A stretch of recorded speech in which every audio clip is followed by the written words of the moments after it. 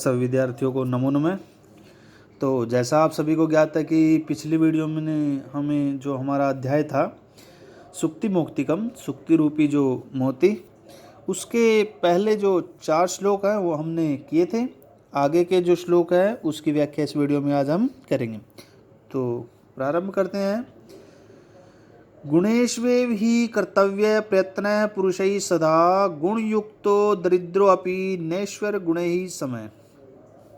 तो गुणेश्व ही कर्तव्य है।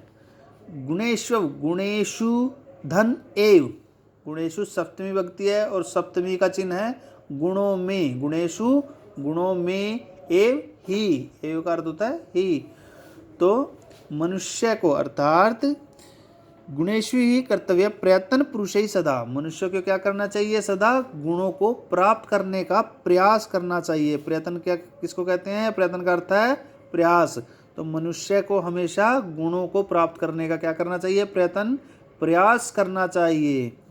गुणयुक्त दरिद्रोपि नेश्वर गुण समय, अर्थात दरिद्र होता हुआ भी, दरिद्र का मतलब होता है निर्धन, निर्धन होता हुआ भी गुणवान व्यक्ति जो होता है नेश्वर गुण समय, अर्थात गुणहीन के समान नहीं होता, वो उससे अलग होता है।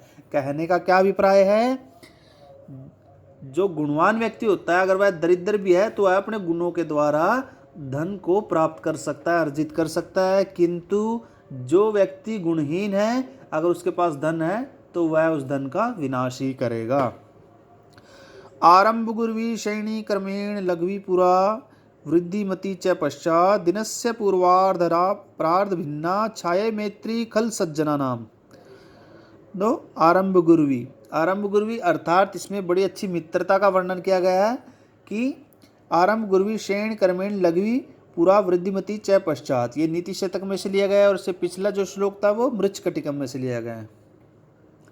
तो इसमें बताया गया कि आरंभ गुर्वी शैण कर्मेण लघवी पूरा वृद्धिमती च पश्चात, अर्थात जो दुज्जन अर्थात जो सज्जनों की जो मित्रता होती है वो किसके समान होती है?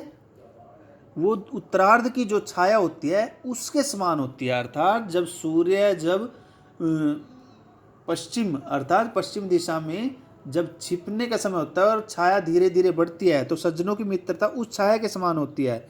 लेकिन जो दुर्जनों की मित्रता होती है प्रारंभ में कैसी होती है? वो कम होती है। जब प्रारंभ में जब छाया होती है वो ज़्यादा होती है, लेकिन धीरे धीरे जैसे सूर्य बढ़ता है तो छाया क्या होगी? कम होती चली जाएगी। ऐसे ही दुर्जनों की मित्रता होती है। दुर्जनों की मित्रता प्रारंभ में अधिक, सूर्य की पूर्वार्ध के समान, अर्थात धीरे धीरे जैसे सूर्य बढ़ेगा तो छाया क्या होगी? कम होगी। ऐसे ही मित्रता दुर्जनों की कम होती है।